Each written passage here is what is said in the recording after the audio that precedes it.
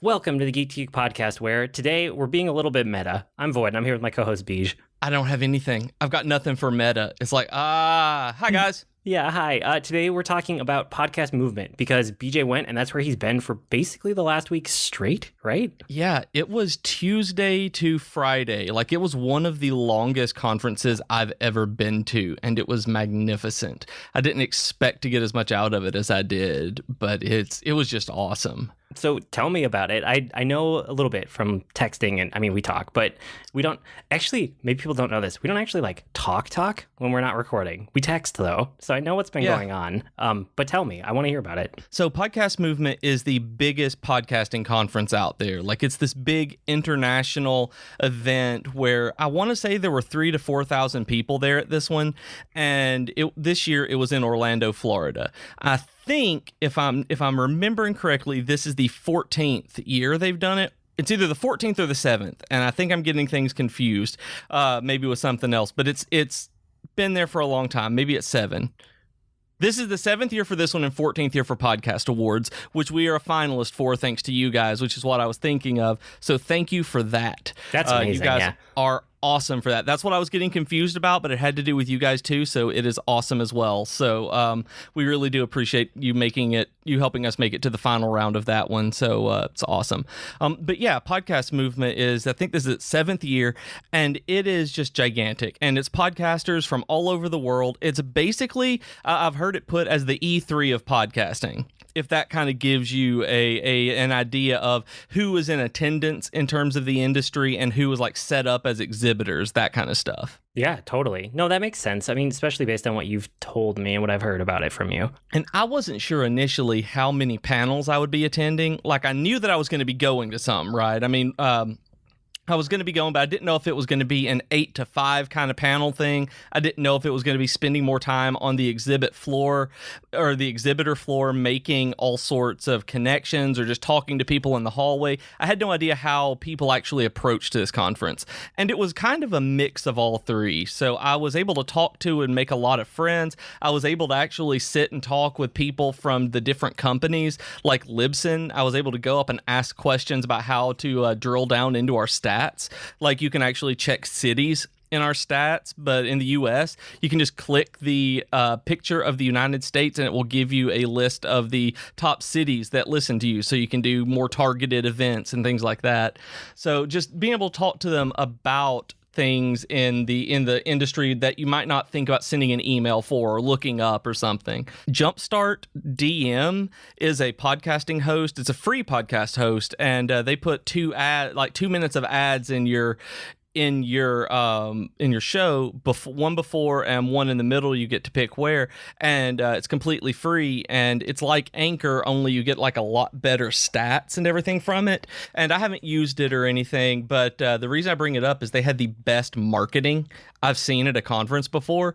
Every day, y'all may have seen this on Twitter, every day they had a pen full of puppies that they worked with an animal organization to have just a collection of fresh, happy, playful puppies every day for people to go in and relax with. And if you want to get people to your booth, puppies will do it. And then when the puppies were gone, they started giving away free beer. That's really cool. That's smart. Yeah, it was super smart. It's like, I don't like their marketing, their CMO, their marketing person who came up with this, whoever it was, really deserves a raise, because I never saw that booth without people there and the people talking to somebody. So like, it was great. So basically the entire day, the entire thing was, like I said, Tuesday to Friday. And so there were parties at night. They were absolutely nuts. And I went on behalf of Geek to Geek and the weekly WP Roundup, which is my stream that I do for work on Friday. So I ran into people who, they saw my Divi shirt and they were like, yo, is that a Divi shirt? And it was like, I started talking to WordPress developers and podcasts that they do. Happened to be somebody I ran into who was a designer who was already one of our affiliates who had a Divi podcast, like a web design podcast that all of his people knew that he used Divi and like bought through his affiliate for us. Like, it was just crazy how big and diverse this was. So I picked up so many things, and in general, this is a conference for podcasters that it is mostly industry stuff. It is a creation conference, and there are a lot of people who are podcasts, like super into podcasts, that may not have their own, that they're just the kind of person who may subscribe to hundreds of them but might not actually create. And so that's not to say that you're not going to get anything out of this. Like, there is a lot in there for you too, because everybody there is also a listener of some kind, so there was a lot talking to that perspective as well, and we were all trying to really keep it together. But it's a weird mix that worked perfectly. Like, this was probably the best conference I've ever been to. It's just great. That's impressive. I mean, there's a lot of conferences out there, and I know you've been to a bunch of them, so I'm glad that it worked out so well and you liked it. It did, and I was nervous going in, but it was in Orlando. I was able to actually go down and visit Austin afterward, which was great. We beat a Dragon Quest game together, Dragon Quest Swords, while I was visiting down there, so it was a completely magnificent trip. And like, I just kind of wanted to talk about some of the stuff I've picked up in case any of our listeners have shows or are thinking about shows, and really just some of the stuff that we may be introducing, the way that we do things based on some of these best practices.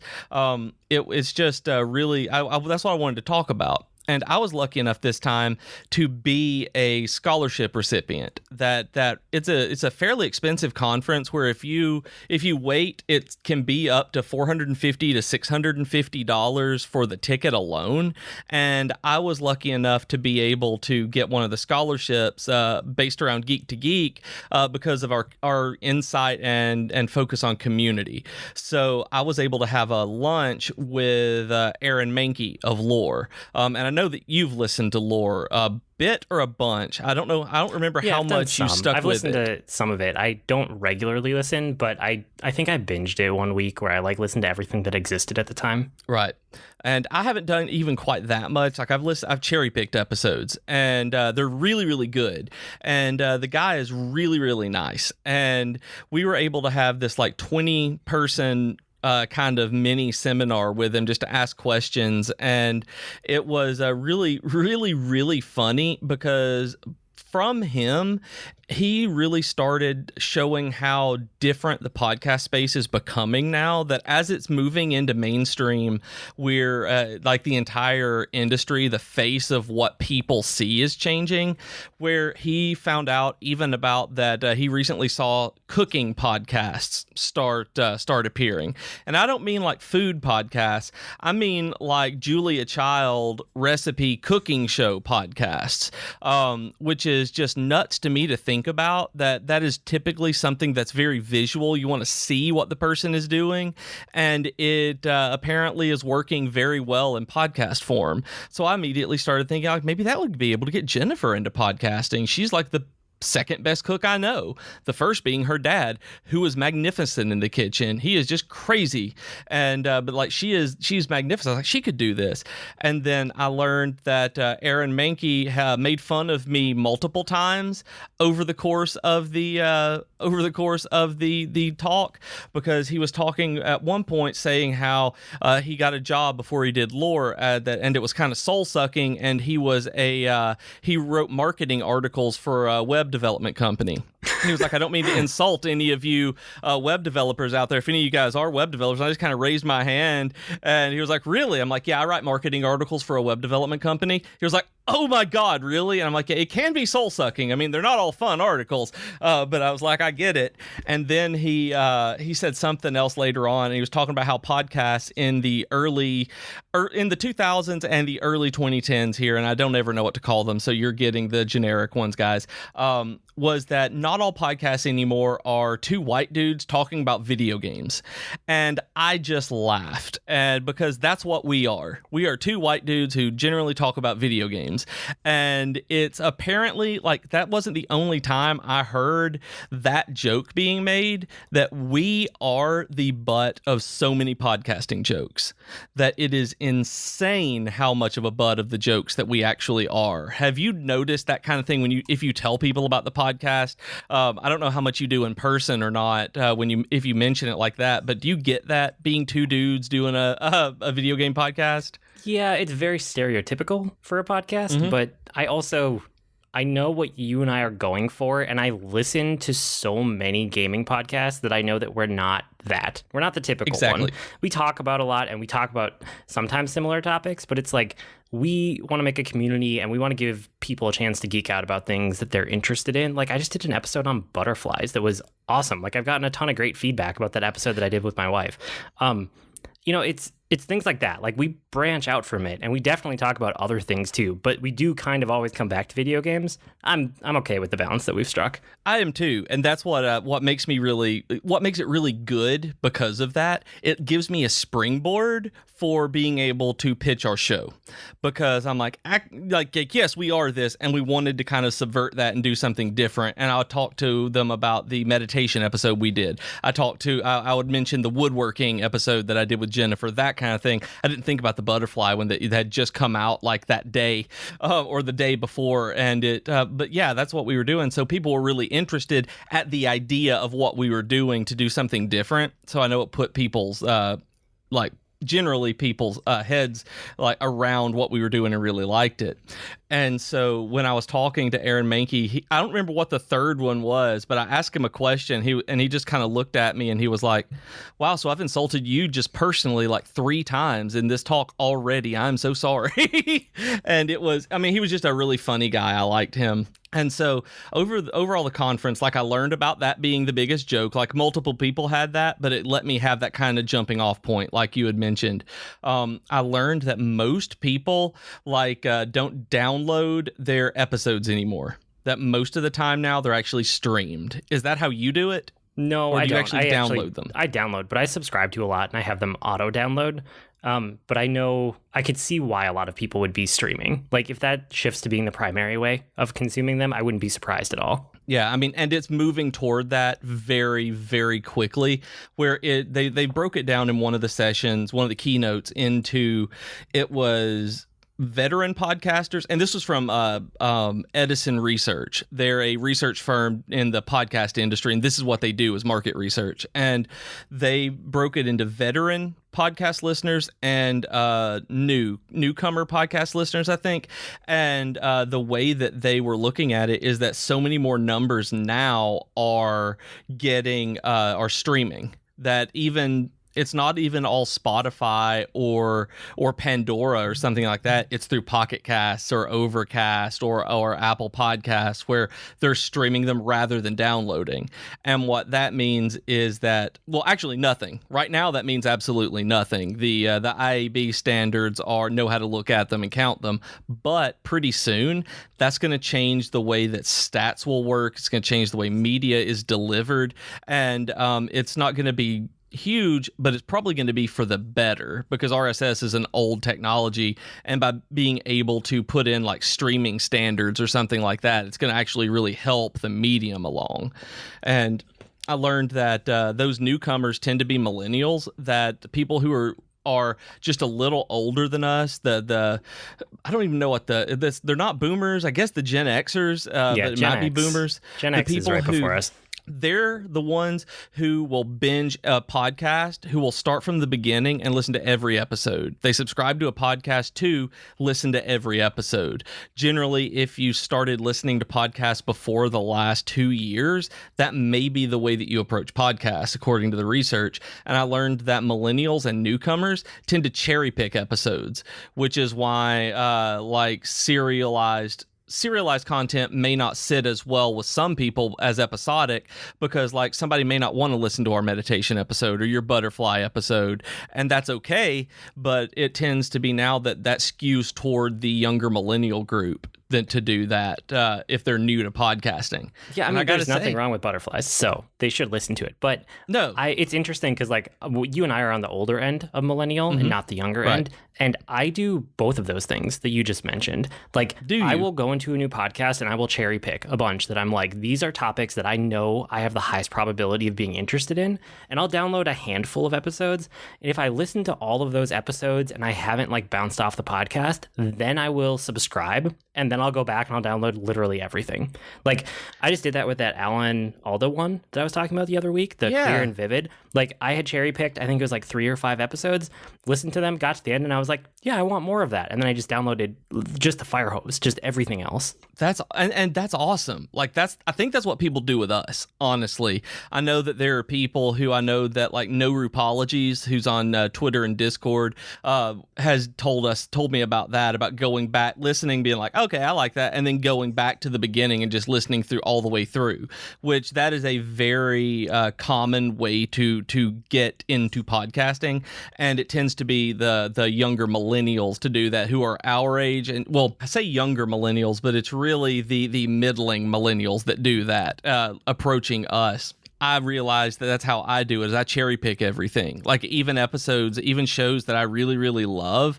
I tend not to listen to every single episode. I'm going to be completely topical because I don't usually listen to every single one of anything. The Adventure Zone or something like that is the only one I could see it, because that's a story being told. But if it's not a completely serialized show like that, I probably won't. And I learned that, like, you need to use keywords in the description and subtitle. Like, I need to actually update ours because I realized that I put in things like video games and books and movies and pop culture, and what I actually need to be putting in there is Final Fantasy and Pokemon and Nintendo and things like that will actually show up a lot better because of the search terms. And I know that from work, but I didn't think about it until somebody explicitly said it. Like, I know you and I were talking about before this, that subscribing to a podcast in Apple Podcasts is the single most important ranking factor for any podcast out there. That downloads are great, that they help, that reviews do nothing but provide social capital, which does mean a lot, but the number of people, and this is from Libsyn, this is from Rob Walsh at Libsyn, saying that the number one way that you go up and be prioritized in the Apple Podcasts searches is to have is based on the number of people who click the subscribe button, of new people who click the subscribe button within 7 days. That is by far the most useful metric that you can get. So anyone out there listening, even if you don't use Apple Podcasts, please go to Apple Podcasts and click the subscribe button if you haven't already. I will love you forever for doing that. I will love you forever anyway, but I might like you a little more if you do that. But no, I won't do that either. I'll love you and like you the same. But like I said, the reviews are social capital. They do work. There were a number of listeners talking about that. That was how they decided whether to take recommendations from other people. That if the reviews, even if their best friends loved it, and word of mouth was by far the best metric of like getting people introduced to new shows, the best way to do it, the best avenue.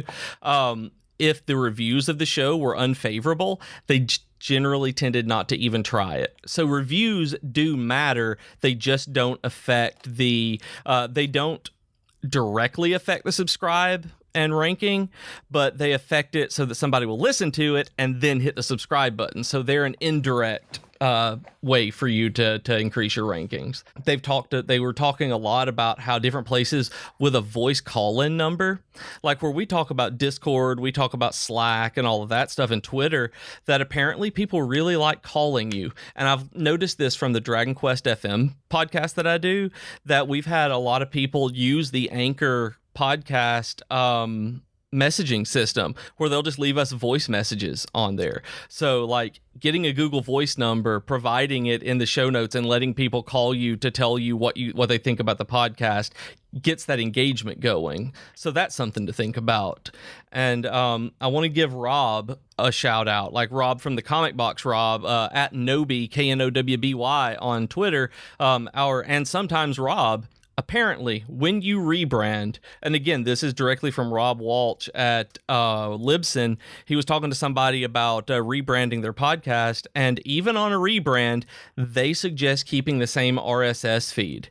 And I know that our Rob did this with the Comic Box, and that was a great move. It means that you keep people who have kept that in your their feeds and their podcatchers, and they're going to hear that new episode. They might unsubscribe, but that's the worst that's going to happen. Rob said that Rob from Libsyn was talking about how they suggested to everybody that if it is at all possible, you keep that same RSS feed, or you're able to redirect it to your new one in whatever place that you're doing, like Apple Podcasts or something like that. That's super interesting. I totally get why. It makes a lot of sense. It's just, that's an interesting thought. So good job, Rob. Yeah, I never really thought about that. Like I thought that was something that would be considered an underhanded tactic, where it was like leveraging your Butterfly Podcast audience to launch a mole. I don't know why that was the one that came into a mole podcast.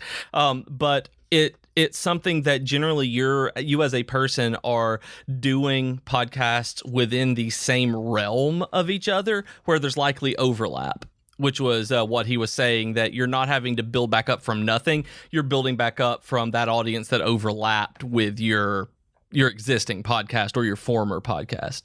Instagram is everything, apparently. I know that you've seen me talk a lot about it in the creator chat that we have on Slack, and everyone, literally every panel, just about everybody I talked to was talking about how well Instagram was doing for their podcasts, because you can do stories with video and audio. You can do the audiograms that you can post to your main feed.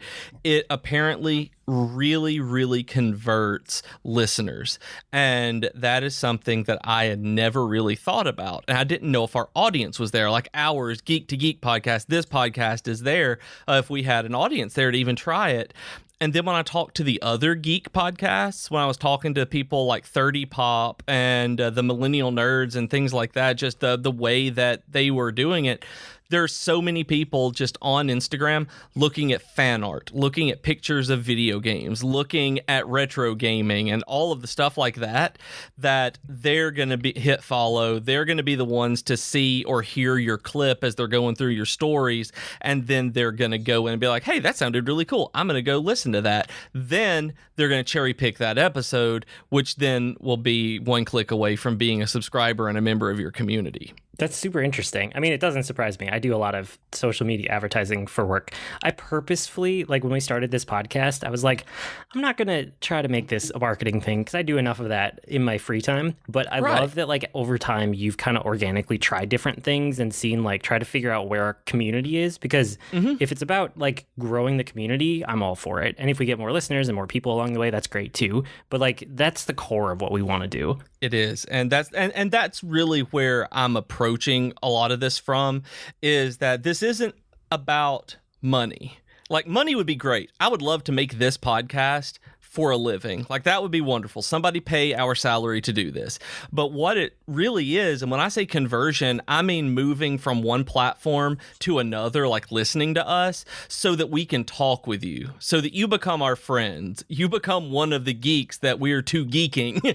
I mean, that's what we're looking for. And that's what I'm looking for when I talk about conversion and all of that. It's like, I want you to hit subscribe so that you can eventually get on Twitter or Instagram or whatever, so that we'll have something to talk about, so that we can have these conversations like so many of us do on Slack and Discord and Twitter already. And if people are there on Instagram that we haven't met yet, I want to be able to do that, because apparently there is a geek community there that I have not known about because I don't understand Instagram. So if you guys want to see how that works, it is Geek to Geek Media on Instagram. We'll see how that goes. Well, and apparently we've been doing Patreon wrong forever. We have been. I kept getting really a lot wrong. of notes from you about Patreon throughout the week, and I was like, okay, you're gonna come back and overhaul this. I don't even have to think about it. It's interesting, but I was like, I'll just let you handle this. Yeah, it's super interesting. A lot of this was about monetization. I mean, this is an industry conference, so a lot of it really was about monetizing your podcast in whatever way that you could. And it's generally seen right now in that the two big ones are sponsorships and ads, which generally come down from on high, and you have to have 5 to 50,000. Generally, they were talking about 50,000 downloads to really make money at doing it. And then there's Patreon, where you really leverage the community. And that was, I mean, and that's where we are. We're a community-based podcast. That's why we're on the social networks all the time talking with you guys, because we love you. And so they were talking about this, and they were saying that you should talk about it first thing. Just as a reminder, hey guys, you're listening to the Geek to Geek podcast, and I'm blah blah blah. We have a Patreon at blah blah blah blah blah. That kind of thing, just so people know that it's there. Like, don't even pitch it. Don't even do anything. Like, check us out there. You can see other content. That kind of thing. Same for emails, which we don't push nearly enough. I know you, as a marketer, have an email list that you probably hold on to, like Gollum with the One Ring. Like, you protect that, right? Yeah. I mean, you got to be careful. That's a whole topic, but yes. But yeah, like email is one of those things where it's like we've not done anything. And apparently when I actually do get on email and I will send something out, I get replies back. Like, I actually do have people who are replying to the podcast and like to the welcome emails. So if you want, and I'm really bad about following up with that. And so that's something that I've learned from here, and everything else is like, I really, really need to get better at that. And so if you guys out there are running anything that has an email list, you should probably get better at it with me because I am not good at it.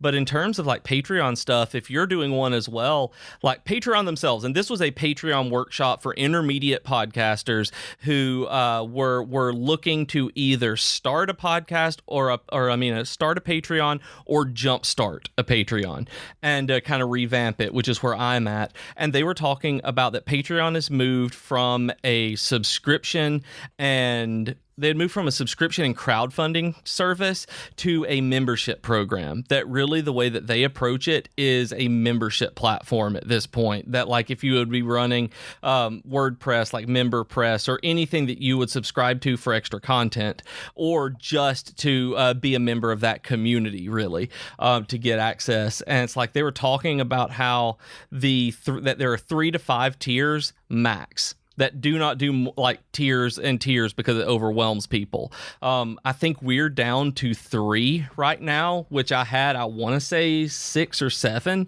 and people never did some of them, completely nixed them.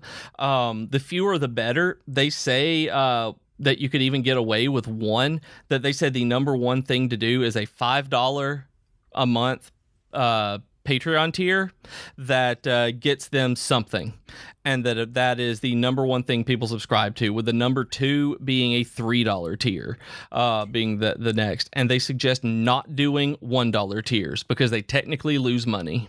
That with everything going on, that $1 tiers don't even pay through all of the fees and how everything works on there.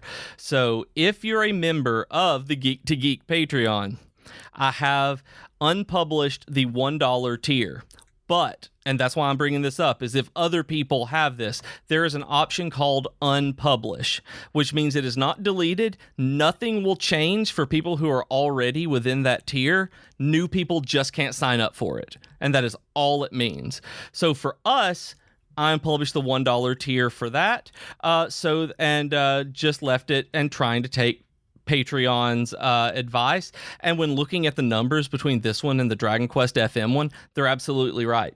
Based on who is paying for what at which tier to be a member, absolutely their numbers line up with ours exactly in terms of who does what. It's almost like they have the back end statistics to base things on. It totally makes sense. That's great. It does. And they talk about how this, like looking at it as a membership program, then you have to think about your audience. Like, it all comes back to community. This entire week, I mean, it wasn't even a weekend conference. It was Tuesday to Friday. This entire week, they were talking about community is your number one asset. And so knowing that community and that audience is the number one thing that you have, that's the number one information that you need. And so they basically had a slide that showed a scale scale that goes from altruistic to materialistic. That is the way that people tend to look at spending their money.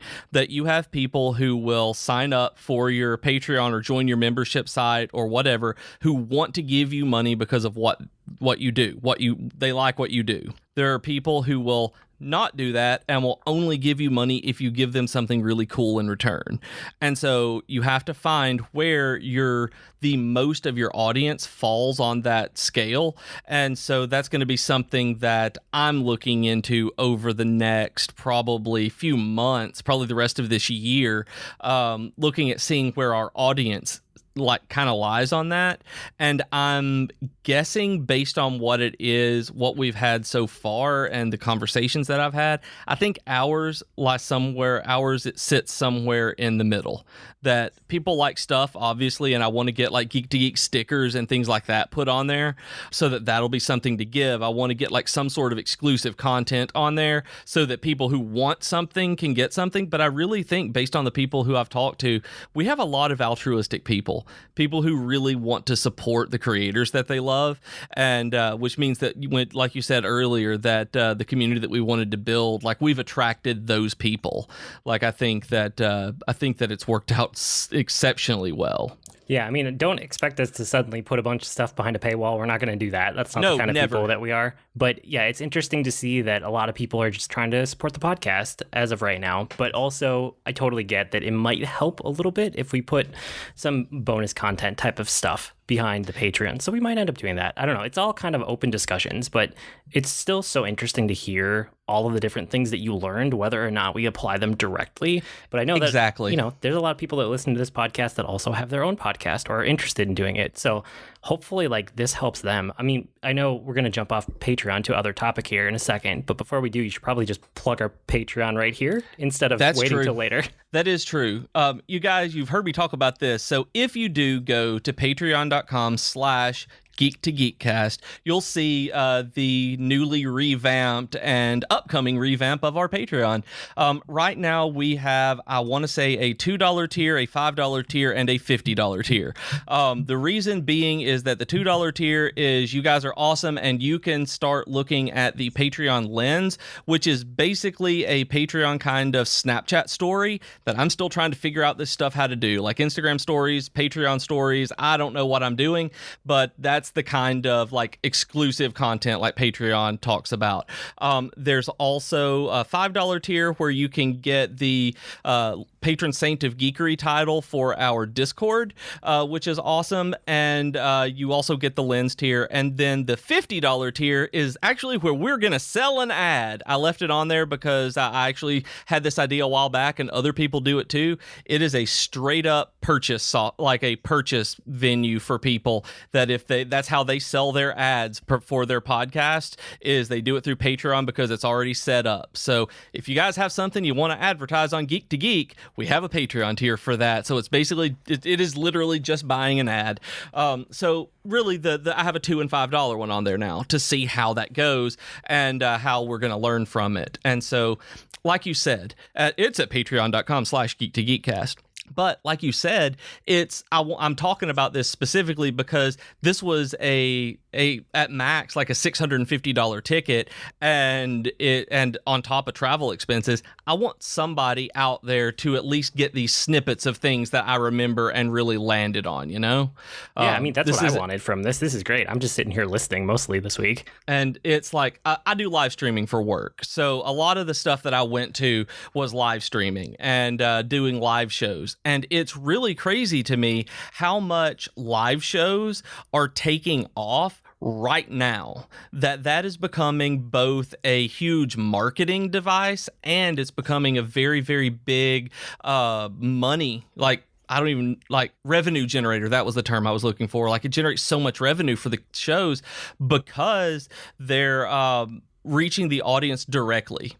Like, actually, one of our Patreon tiers is, if I ever see you in person, I will hug you. I will give you a hug if you listen to this show. And it's like, if you want, I'm not just gonna like hug attack you and you're like, no, but I'll hug you. Like, and that's the kind of thing. It's like if I saw you at a live event, you could be like, hey, I gave you $1. I'm like, here's your $1 hug, and that kind of thing. That kind of interaction is apparently really, really, really big right now. Like, I know that you and other people, I think there are members of our audience. I want to say that Data Error did. I think it's who I'm thinking of. Went to see like the Adventure Zone live show. Did you see them live, or am I just thinking that you did? No, I saw them live. I didn't see the Adventure Zone. I saw Bim Bam, and I'm actually going to go see them again this year. So that'll be awesome. I love the live shows. They're great. Okay, now tell me, I've not done one. I've only listened to the recordings of live shows. So how does that experience differ from a typical kind of comedy show or a listening to the live recording of that show during your normal commute or however you listen? I mean, it's really mostly the energy of having a live audience, you know? Okay. Because the core of it's basically just the podcast. But like, they're up on stage, you can see them, but also it's like being in a giant group of people who all like that same podcast and you all get to react to it in real time. That's the experience that you're going for. In terms of the show itself, it's nothing different than what you listen to. It's just the experience of being there. It's like, well, some music, not everybody who does a concert, you know, some of them go all out and they make it into a whole experience. But sometimes you go to a concert and it's just music and the experience is being there in the moment. It's that kind of thing. And that's what they were talking about. That's why I asked, because that's what they were talking about, specifically the energy of the live audience, that there's something about being there and a part of something that you like and seeing those people who you feel some sort of connection to, that it really, really, really changes things. And so I went to one panel that was put on by the ladies who do a show called Cafecito Break. And they are they're not local, like their podcast is great, but they record locally at like different restaurants and things like that around Brooklyn. And so there's even a place where they record regularly that basically has their branding up everywhere so that people know that that's where they do it and that they will get an audience coming in just to do that, where they're just recording the show. And that kind of thing is interesting. Like, it helps promote the business itself, especially if you have a local slant. Like in Brooklyn, of course, you're going to have people listening to your podcast in Brooklyn. I mean, I'm sure we have right now somebody listening to this is probably in Brooklyn, and you're going to go look for that, and see where they're recording that. I really hope that's the case, at least. And like, that kind of thing was really important. They were talking about local podcasts being huge. Like, you really like micro niching, where there's always the idea of niching down, and that was something that people like. I don't know about you, but people told me when we started this, like, we should be a lot more specific about what kind of stuff we were talking about, and that was kind of not the point that we were doing. But if you do a podcast about your town and then you record it at the public library or at City Hall or the municipal building or wherever, or go out to events and record it there, you're going to be seen and listened to, especially if it's good.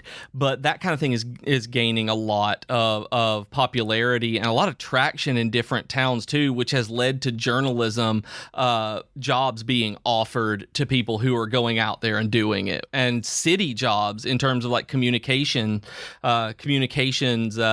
advisors and coordinators and that kind of stuff. People were talking about it. Started with, I want to do a podcast about my town, and now I'm the marketing director or whatever for the city. Like, these kind of things are awesome right now, and I love live stuff. Like I said, I live stream for work every Friday at 3 p.m. Eastern on Elegant Themes Facebook and YouTube. But it's fun, but it's about WordPress. I want to do it for Geek to Geek. I want to do it somehow.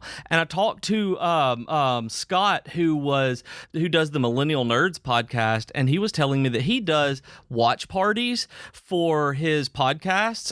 After they've already been recorded and edited, he sets it up to stream the audio on Twitch, and then you can sit on the app and talk with people as you listen to it together. And I'm really interested in doing that of just doing it where it's not anything at all. You don't have to set anything up. You don't really have to do anything other than say, hey, I'm gonna be airing this at time. If y'all want to come listen and talk, that'd be great. And apparently it built him up and got him to be a Twitch partner just by doing that. So that kind of thing is neat. Like, I want to know from you guys listening if that's something you would like here. And not just for Geek to Geek podcast, but for Geektitude and Tea Time and sometimes Rob and everything else out there that we've got. If that's something that you're interested in, let me know, because I love the idea of it, because my whole thing is interacting with you guys. And if we can sit for an hour and talk to each other about butterflies while we listen to somebody else talk about butterflies, I want to do that. Would you, as a podcast listener, do that for a show that you like? I would not, but I can see how a lot of people would. I never consider myself part of the mainstream in anything, even though that's disingenuous, because all of us are part of mainstream something or another. But I always feel like I approach things differently than a lot of the masses. Not that masses are a bad thing. The unwashed masses? No, not that. But I just tend to come at things from a different angle. And my life is very particular right now with the age my kids are and the way work is. And no, I don't live stream anything, basically. Even though, like, I love the idea of it. I wish I had more time to check it out. But I could see how at a different point in my life or like in the future, I might do that kind of thing, just not right now. Yeah, and one thing, like, that's kind of the way that I feel about it. Like, I don't sit down and watch Twitch streams for very much the same thing. Like, I will actually watch a lot of snippets of Twitch streams. Like, I go and watch a lot of Troidal and Capsule J streams, just rarely live. I watch the archive stuff and watch minutes here and there and when they're doing stuff. And that's kind of one of the things I'm thinking about doing with this that I took from Scott, thinking about live streaming at the same time every week. I'm thinking about doing it like when I have a lull in work during the day, where I start streaming an episode of our archives, say post on Twitter or Instagram or something like, hey, I'm going to go live with this in 2 hours. We're going to talk about it while I sit here and eat lunch. Like, if you want to join, you can. Like, that kind of thing sounds super fun to me. And it's just something different that I want to be able to talk with people about specific topics, you know? Yeah, I wouldn't be surprised if we end up trying a bunch of stuff coming out of this. Yeah. And that we'll see what sticks. That's kind of the way I feel about this conference. Is I've got so many ideas that I can't even think of, like, all of them right now. Like, they come to me at different times. So I'm like, oh yeah, we should do that or that. Sometimes I don't even have my phone on me to write down the idea. I've been really interested in gamification lately, so I went to a panel on that. Just the idea of providing rewards to people for returning and interacting with stuff really gets me. Like, I wrote an article for work on a plugin that did it, and I've been experimenting with it and with that one and Discord bots that just for the sake of leveling up, like just for the sake of talking, you level up. And I'm curious about putting one in there, even though the levels do nothing. I'm really curious to see how people interact with that kind of thing, even if they're just purely cosmetic rewards. Like, if you get to level 100, you get to have a gold shiny name or something. Like, I just want to see how people interact with stuff. And gamification really gets me. Like, if you share our new podcast, we'll give you points, which then when we get a merch store, you get a discount from, that kind of thing. Which also and speaking BJ of is that, big business now, guys. Watch out. Yeah, he is. Like, speaking of, like, I hate that I didn't have a Geek to Geek podcast shirt while I was there.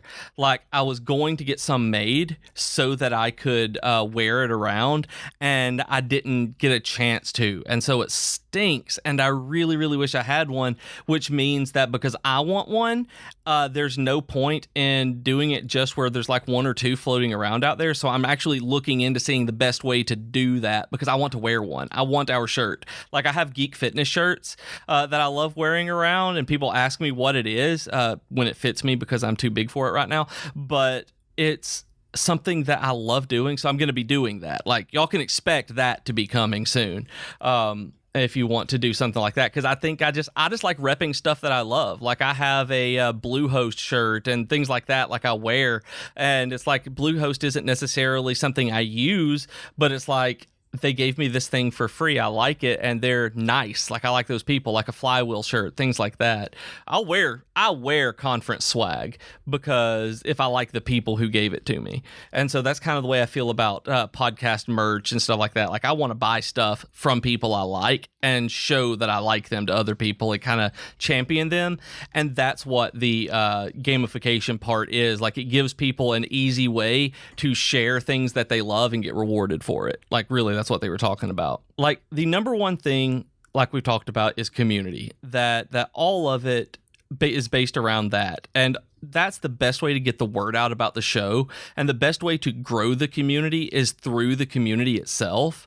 That everybody who was talking at this conference, everybody said that they get their recommendations for new podcasts from either other podcasts or their friends tell people about them. Like, that's it. Like, those people do not look for recommendations. Like, a very small number of people actually look for recommendations for new shows within like Apple Podcasts or Spotify. That's changing a little bit now because of the way that the millennials are using and streaming from these services. But in general, right now, people still get it from places and people that they trust. So when we were I can't remember the numbers that Edison was talking about with this, but they were talking about how the most useful ways to grow your community, to get people involved, was to simply ask your listeners to tell one or two people about your show. Like, that's it. Like, they said that is the best way to grow. That if you really want to grow the people who are within your community, you ask your community to tell a friend. So this is me looking at you guys through this computer screen and microphone saying, why don't you tell one of your buddies about us today? I want to be their friend too. And apparently that really works. And it's like, even if they're not into video games, you send them to the butterfly episode. I mean, you got that going for you. The butterfly episode is like disgusting. And it's like, it's so interesting. It's great. It was fun. Like, that's one of those things. Like, if they're not video game people, be like, hey, listen to this, or go listen to the meditation episode if you're stressed out. Like, these guys did that. Like, that is literally how they were talking about the best podcast promotion in the world right now. Well, one of the reasons, like, I know that we have a good community is because there are times where we're on a stretch where it's like new games are coming out, or we're talking about things in gaming, or like our thoughts behind something, right? Like a more meta topic about it. And then we'll take a break, and it'll be a couple weeks on, like, we did meditation and then I did butterflies, and both of those got such a good reaction from people. And I'm always surprised, like, when we go off topic, I'm never not gonna like go off topic, because we did this podcast to talk about what we want to talk about and to make a community around that. But I always, in the back of my mind, I'm like, oh, do the people who normally listen to us, are they going to be interested in this thing if it's so off topic? And every time we've done something like that, we've gotten such good responses. It always reaffirms that we have such a good community. It does. And that is specifically what I feel. Like, that is exactly how I feel. Like, we have found the community of responsible adults who like other people. Like, that is, when I narrowed it down over the weekend, like, I know you and I were texting, and I say weekend even though it wasn't the weekend. When we were texting, like, you're like, yeah, you're going to refine your pitch over the course of the week as you talk to people. And I did. And I realized that the people that we generally talk to, and this isn't everybody, but was, the responsible adults who are out there who just love stuff and may not get a chance to talk to people about whatever they love. And it's like, that is generally who we talk to. Or if they do get to talk with people about it, they have somebody else to listen to and talk to about it now. It's like, those are the people, you're our people, y'all. And it was just really cool to know that we found you and that you found us, and it makes me happy. So I'm really curious about this, and I know that you might be too, Void, that I want to know how you guys found us. Like, how you came to find this podcast. I'm always interested in this, and I'm just based on this conference, it's made me really, really curious. So if you have a second, throw me an email at contact@geek2geekcast.com, or bjk@geekfitness.net, or geek2geekcast@gmail.com, wherever you want, or on Twitter, where we are. I want to know how you found us. Like, I really do. Like, this isn't even some, marketing type thing. I am personally curious, based on this conference, how we were able to reach like the target demographic for us. Yeah, I'd be super interested in that too. Just, send those our way. We're not going to do anything with them except look at it and go, huh, interesting. But I will do that. I will look at it and go, huh, interesting. Yeah, you will, because I was like, that's what I was about to say, is I'm going to take a screenshot of it if I get it first. I'm going to text it to you, and your response would be, interesting. Yeah, exactly. Just in text. But I know that you'll look at it, cock your head to the side and go, huh. Yeah, and so it's like, that's what we want. Like, that's what I'm curious about, because early on, we landed in this community. Like, we actually hit the community pretty close to the bullseye, and I have no idea how we did it. So I'm really curious, like, just to know how to do that. Oh, I don't know how we did I couldn't have replicated the amount of people that we actually have listening to us now. I don't know how that happened. We're not a giant podcast. And we usually don't talk like straight up subscriber numbers, so I'm not going to do that. But I do know that I've talked to a lot of other podcasters, and I kind of know percentile-wise where we're at. And we're probably 85th percentile of podcasters for the amount of like the subscribers we have.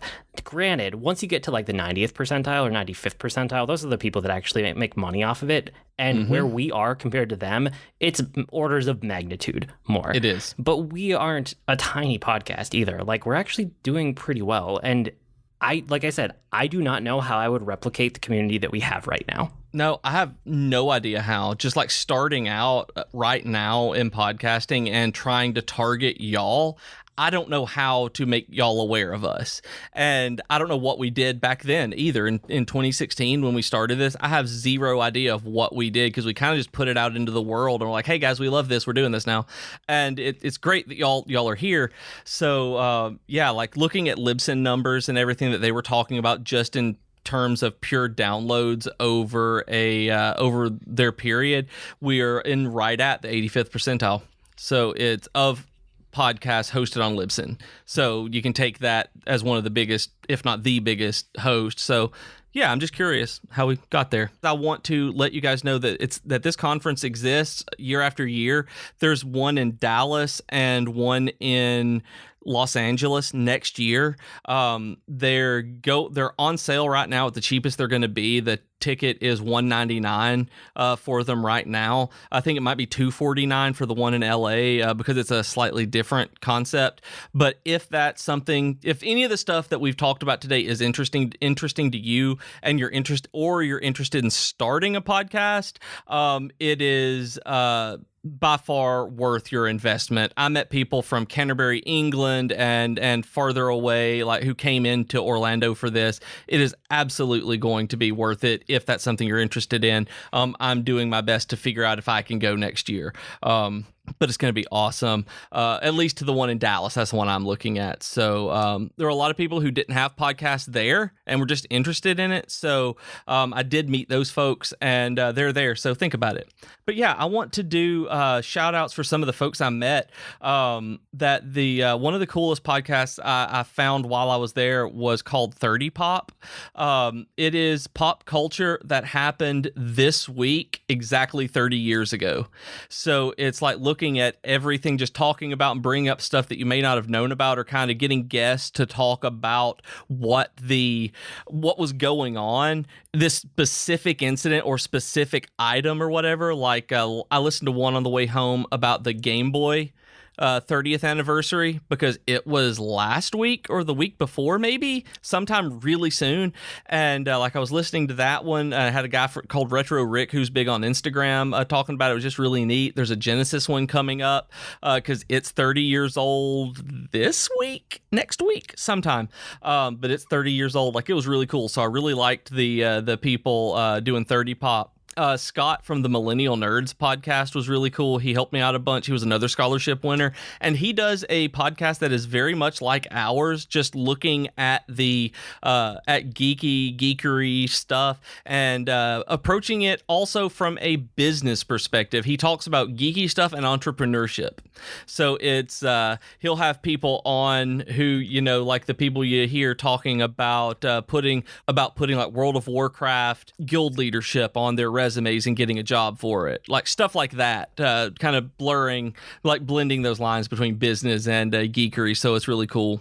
I met a lot of the folks from the Multitude shows. I went and talked to a bunch of them after they did a panel on networks and collectives and indie podcasts that band together, and they do a show called Potterless. They also have a live play show whose name I can't remember off the top of my head because I didn't write it down, but the Potterless show is about Harry Potter and a grown man who had having never read it as a kid, is going through it now, and he's recently just finished it up. So the show is hilarious. Like, I watched a live recording because I think it was DJ Pimp Daddy who sent it to me, like telling me that they were recording, and I went to it, and it was absolutely hilarious. It was great, and I can't recommend it enough. And the folks are just super nice. Like, I stood and talked to them for a good long time and told them that Harry Potter made me not be fat anymore. So it was fun talking to them. And then probably the best friend I made while I was there was a lady named Kirsten Cable. She's from Canterbury, England, and she does a show called The Fluent Show, and she speaks like 10 languages. It's absolutely insane.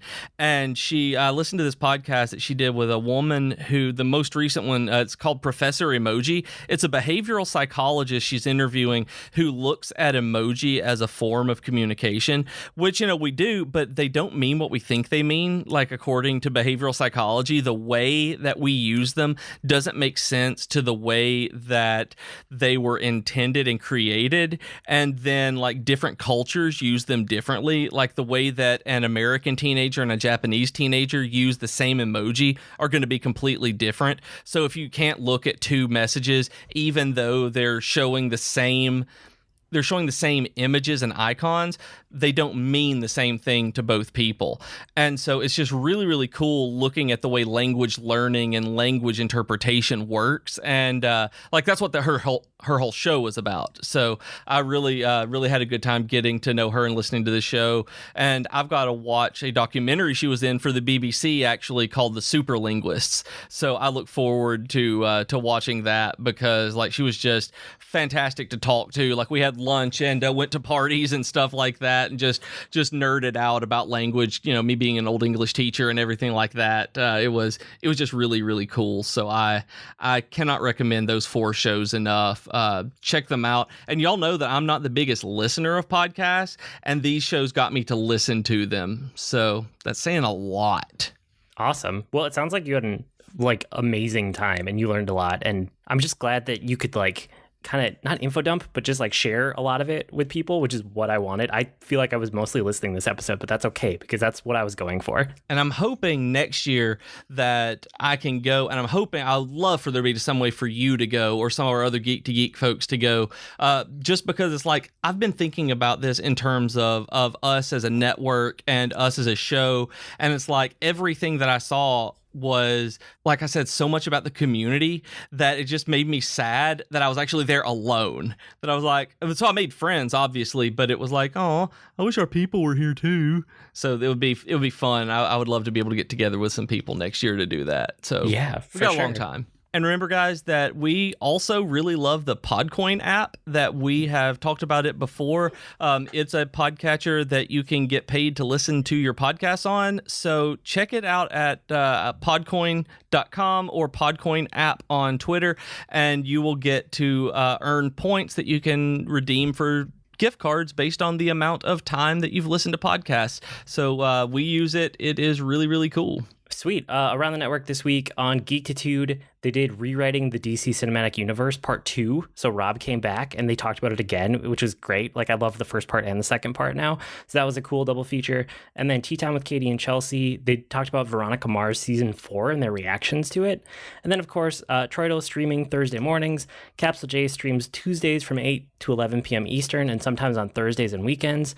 And the Geekery this week, where people write about things on our kind of combined blog place. What did they have? Austin's Dragon Quest this week has the most memorable Dragon Quest characters, which is really fun because Dragon Quest is known for really wacky characters, so going through those most memorable characters was fun. And the 13th story didn't do anything this week, but I actually published a blog today that's on there that is basically a roundup of all of the podcasting advice and reviews and resources that I have written at work because I was able to do that. So I put together a roundup post called Podcasting 101, Beej's big blog of podcasting. So you can find it on geek2geekmedia.com/geekery too.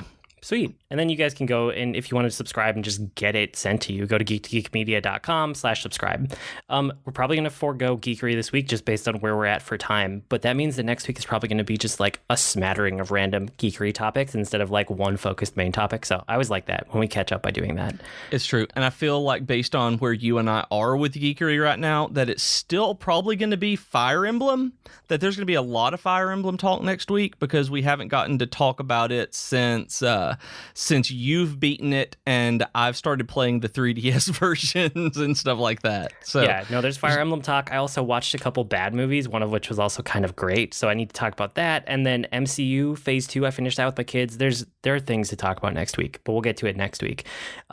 This is probably the most navel-gazy episode that we will ever do. But yes, I thought it was so interesting, all these things that you learned. And like I said, I know there are other people on the network, or not on the network, but other people who listen to the podcast who either have their own podcast or have thought about it in the past. So they might like all of this information. So I just wanted to catch you while you were still excited and you had it all fresh in your head so that people who are interested could like get all of that from you. Yeah. And basically the notes that we've used as an outline here were the notes that I made myself as I went through the conference. And then on the plane was just adding to it as I went, like as something popped back into my head that I might have missed. So it was like, if you want to know, this was literally what I got out of the conference as I went through it. So that is well worth the money if you're able to swing it or you're interested in it.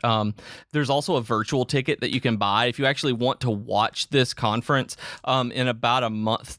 2 or 3 weeks to a month, there's going to be a virtual ticket online. I'm lucky enough to get that with a scholarship of mine. But if you want to watch these panels, you can actually purchase the virtual ticket and watch any of these on demand. And it looks like they're going to be producing them as well instead of just standard watching the presenters talk from a single angle. So should be good. I'm looking forward to watching a lot of the ones I missed. Sweet. So as always, you guys can write to us with comments, suggestions, or feedback. Our email address is geek2geekcast@gmail.com or reach us on Twitter @geek2geekcast. We also have longer discussion threads on our subreddit at reddit.com/r/geek2geekcast.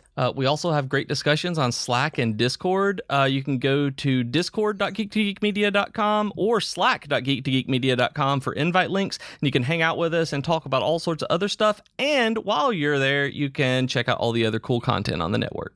I blog at agreenmushroom.com, and you can find me at grnmushroom. That's green mushroom without the E's on Twitter. And I'm on Twitter as @ProfessorBeej. That's Beej with 2 E's. You can listen to me even more on the Dragon Quest FM podcast on Spotify and Apple Podcasts. We've been Boyd Beej with your Geek to Geek podcast. That'll do it for this week. See you next week, geeks.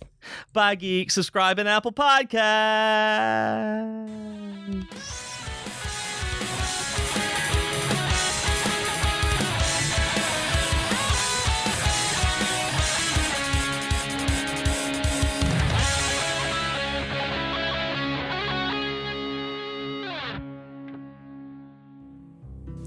Hey geeks, this is Capsule J. I'm a streamer on the Geek to Geek Media Network. If you like discovering new games and chatting with cool nerdy folks, be sure to check out my channel on Twitch. You can find it at twitch.tv/CapsuleJ. That's CapsuleJay. I stream a blend of indies, retro games, and RPGs most Tuesday nights from 8 p.m. to 11 p.m. Eastern, and occasionally on Thursdays and weekends. Hope to see you then. Hi, my name is Joe Hogan, and I'm a geek. And if you're currently listening to this, there's a good chance you're a geek too. So check out my podcast, Geektitude. Each week, I talk with somebody about their geek aptitude. Sometimes I talk to people in a geeky profession. Sometimes it's someone doing something really cool with their geekiness. Often it's another geeky podcaster. But it's always someone who wants to share their inner geek. So join me each week as we come together to geek out about all the geeky stuff we love. And remember, this week, keep it geek. Hello friends, this is Troidal Power inviting you to join me over on Twitch most weeknights, sometime after dinner. Video games have always been a social hobby for me, with friends and family crammed together on a couch, chatting away while someone holds the controller. And thanks to the power of the internet, I've got my own virtual couch over on Twitch, where you can kick back and goof off while I play games. Find me on Twitch by searching Troidal Power, that's TROYTLE Power, to snag a spot on the couch. Hello, I'm Katie. And I'm Chelsea. And together we are Tea Time with Katie and Chelsea, a podcast all about pop culture. We talk about books, movies, music, basically anything we want at this point. Yes, we obsess about K-pop. And Keanu Reeves. And sometimes Katie cries on the podcast. Hey, that's rude. But really, we're just here to talk about all the things that we love, so make sure to head over to teatimewithkc.com and geek2geekmedia.com to check us out. And don't forget to rate, review, and subscribe to our show wherever you download your podcasts. Bye!